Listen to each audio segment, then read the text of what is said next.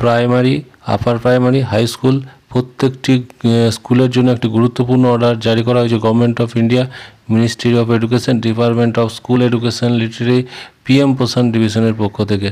এখানে যেটা বলা হচ্ছে subject guideline on the Tithi Bhojan under PM Poshan scheme. এখানে যেটা বলা হচ্ছে I am directed to enclose herewith the guideline on Tithi Bhojan under PM Poshan scheme for information and further necessary action.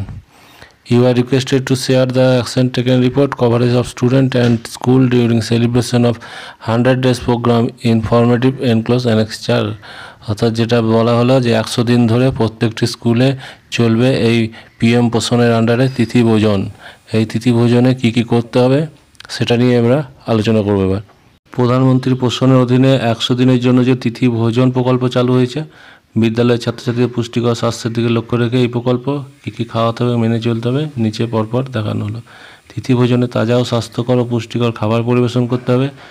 জাতীয় খাদ্য নিরাপত্তা আইন অনুসারে 450 ক্যালোরি এবং 12 গ্রাম প্রোটিন এটা দিতে হবে প্রাথমিক স্তরে, এবং 750 ক্যালোরি এবং 20 গ্রাম প্রোটিন এটা হচ্ছে উচ্চ প্রাথমিক স্তরে।